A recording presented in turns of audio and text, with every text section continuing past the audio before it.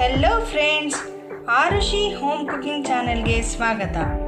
ಇವತ್ತು ನಾನು ನಿಮಗೆ ಲಿಂಬೆ ಹಣ್ಣಿನ ಕಟ್ಸಾರು ಹೇಗೆ ಮಾಡೋದು ಅಂತ ತೋರಿಸ್ತಾ ಇದ್ದೀನಿ. ಯಾರೆಲ್ಲ ನನ್ನ ಚಾನೆಲ್ಗೆ ಸಬ್ಸ್ಕ್ರೈಬ್ ಮಾಡಿಲ್ವೋ ಅವರು ಸಬ್ಸ್ಕ್ರೈಬ್ ಮಾಡಿ ಅಂತ ಹೇಳ್ತಾ ಶುರು ಮಾಡೋಣ ಫ್ರೆಂಡ್ಸ್.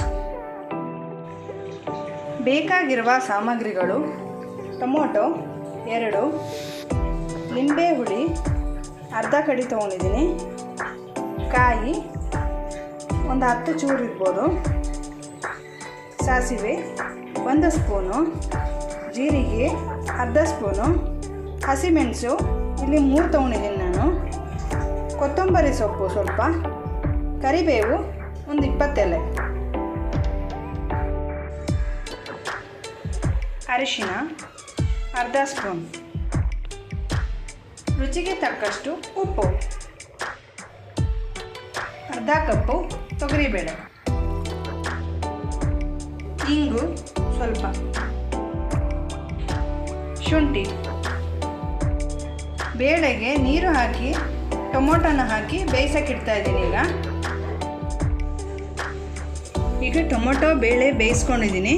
ಟೊಮೊಟೊನ ಸಪ್ರೇಟಾಗಿ ಕಿವುಚ್ಕೋಬೇಕು, ಬೇಳೆ ಸಪ್ರೇಟಾಗಿ ಕಿವುಚ್ಕೋಬೇಕು.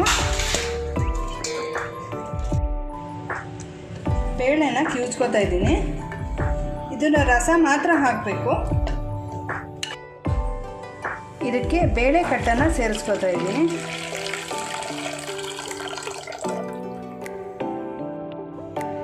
ತೆಂಗಿನಕಾಯಿಯನ್ನು ರುಬ್ಕೊಂಡಿದ್ದೀನಿ.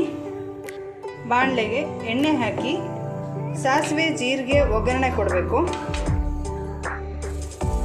ಸಾಸಿವೆ ಹಾಕ್ತಾ ಇದ್ದೀನಿ, ಜೀರಿಗೆ,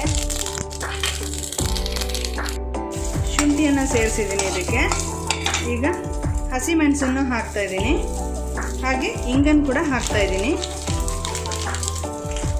ಬೇವಿನ ಸೊಪ್ಪನ್ನು ಹಾಕ್ತಾ ಇದ್ದೀನಿ. ಈಗ ಈ ಟೊಮೊಟೊ ಬೇಳೆ ರಸಕ್ಕೆ ತೆಂಗಿನಕಾಯಿ ರುಬ್ಕೊಂಡಿದ್ದನ್ನು ರಸನ ಮಾತ್ರ ಹಾಕ್ಕೊಂಡು ಚೊಗಟೆನ ಬಿಸಾಕಬೇಕು. ಈ ಒಗ್ಗರಣೆಗೆ ಈಗ ಈ ರಸನ ಸೇರಿಸ್ಕೋಬೇಕು. ಸೇರಿಸಿ ಚೆನ್ನಾಗಿ ಹುರಿಸ್ಕೋಬೇಕು. ಅದಕ್ಕೆ ಕೊತ್ತಂಬರಿ ಸೊಪ್ಪನ್ನು ಕೂಡ ಹಾಕೋತಾ ಇದ್ದೀನಿ, ಉಪ್ಪನ್ನು ಸೇರಿಸ್ಕೋತಾ ಇದ್ದೀನಿ, ಹಾಗೆ ನೀರು ಸ್ವಲ್ಪ ಬೇಕಾಗುತ್ತೆ. ಇದಕ್ಕೆ ನೀರನ್ನು ಕೂಡ ಸೇರಿಸ್ಕೋತಾ ಇದ್ದೀನಿ. ಇದು ಚೆನ್ನಾಗಿ ಕುದ್ದ ಮೇಲೆ, ತಣ್ಣಗಾದ ಮೇಲೆ ಲಿಂಬೆ ರಸನ ಹಿಂಡ್ಕೋಬೇಕು. ಬಿಸಿ ಆದಾಗ ಲಿಂಬೆ ರಸ ಹಾಕೋದಕ್ಕೆ ಹೋಗಬೇಡಿ, ಕಹಿ ಬರುತ್ತೆ. ತಣ್ಣಗಾದ್ಮೇಲೆ ಲಿಂಬೆ ರಸನ ಹಿಂಡ್ಕೋಬೇಕು.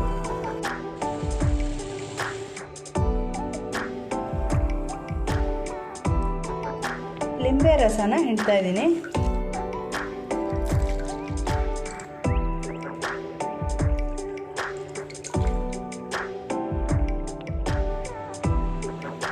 ಲಿಂಬೆ ಹಣ್ಣಿನ ಕಟ್ಸಾರು ರೆಡಿಯಾಗಿದೆ. ನೀವು ಮಾಡಿ ನೋಡಿ, ಲೈಕ್ ಮಾಡಿ, ಶೇರ್ ಮಾಡಿ, ಸಬ್ಸ್ಕ್ರೈಬ್ ಮಾಡಿ.